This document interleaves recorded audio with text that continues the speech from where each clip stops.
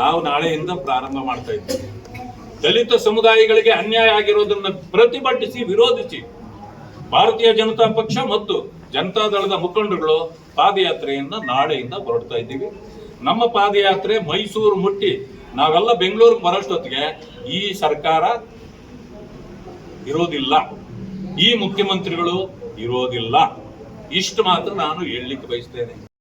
ಬಿಜೆಪಿನವರು 40% commission ಹೊಡಿತಾವ್ರೆ, ಅದನ್ನ ನಿಲ್ಲಿಸ್ಬಿಟ್ರೆ ಗ್ಯಾರಂಟಿಗಳಿಗೆಲ್ಲ ದುಡ್ಡು ಸಿಕ್ಬಿಡ್ತದೆ ಅಂತಂದ್ರು. ಎಲ್ಲಪ್ಪ ನಿಲ್ಲಿಸ್ಬಿಟ್ಟು ಗ್ಯಾರಂಟಿ ಕೊಡ್ತಾ ಇದ್ದಾರೆ? ಈಗ ನಮ್ಮ ಮೇಲೆ ಅಪಾದನೆ ಮಾಡಿದಿರಲ್ಲ. ಇವತ್ತುವರೆಗೂ ನೀವು ಆಯೋಗಗಳನ್ನೆಲ್ಲ ನೇಮಕ ಮಾಡಿದ್ದೀರಿ, ಆದ್ರೆ ಸಾಬೀತು ಮಾಡ್ಲಿಕ್ಕೆ ನಿಮಗೆ ಆಯ್ತಾ? ಸುಳ್ಳು ಹೇಳಿದ್ರಿ, 1 ರೂಪಾಯಿನೂ ನಿಮಗೆ ಸಿಗಲಿಲ್ಲ. ಬಜೆಟ್ ನಲ್ಲಿ 52,000 ಕೋಟಿ ಇಟ್ಟಿದ್ದೀನಿ, ಗ್ಯಾರಂಟಿಗಳಿಗೆ ಕೊಡ್ತೀನಿ ಅಂತ ಹೇಳಿದ್ರಿ. 52,000 ಕೋಟಿ ಖಜಾನೆಯಿಂದ ನೀವು ಗ್ಯಾರಂಟಿಗೆ ಇಟ್ಟ ಮೇಲೆ ದಲಿತರ ಹಣ 25,369 ಕೋಟಿ ಯಾಕೆ ತೆಗೆದ್ರಿ?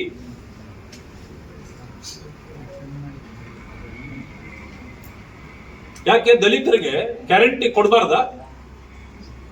ದಲಿತ ಸಮುದಾಯ SC STಗಳು ಗ್ಯಾರಂಟಿಗಳಿಗೆ ಬಾಧ್ಯರಲ್ವಾ?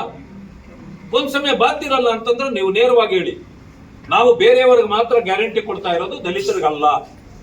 ಅದಾದ್ರೂ ಹೇಳ್ಬೇಕು. ಇಲ್ಲಾಂದ್ರೆ 52,000 ಕೋಟಿ ಏನಿಟ್ಟಿದ್ರು ಅದರಲ್ಲಿ ಕೊಡ್ಬೇಕು.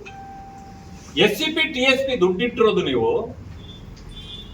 ಅವರನ್ನ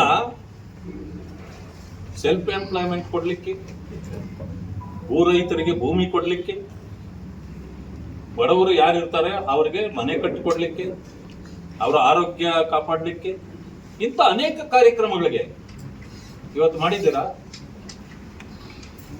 ಅದೆಲ್ಲ ಮಾಡಲಿಲ್ಲ. ಅದು ಕೊಡೋದ್ರ ಬದಲು ನಿಮ್ಮ ದುಡ್ಡು ನಿಮಗೆ ಕೊಡ್ತೀವಿ ಅಂತ ಗ್ಯಾರಂಟಿ ಕೊಟ್ರೆ, ನಮ್ಮ ದುಡ್ಡು ನಮಗೆ ಕೊಡಕ್ ಅದು ಎಂತ ಗ್ಯಾರಂಟಿ ನಿಮ್ದು? ಇದು ವಂಚನೆ ಅಲ್ವಾ? ಮೋಸ ಅಲ್ವಾ? ಅಲ್ಲಿಗೆ ಸಿದ್ದರಾಮಯ್ಯ ದಲಿತ ವಿರೋಧಿ ಅಲ್ವಾ? ಇದಕ್ಕೆ ಉತ್ತರ ಇದೆಯಾ? ಈಗ ಇದಕ್ಕೆ ಪ್ರಶ್ನೆ ಮಾಡಿದ್ರೆ ನಮಗೆ ಉತ್ತರ ಕೊಡಕ್ಕಾಗುತ್ತೆ ಅವ್ರಿಗೆ?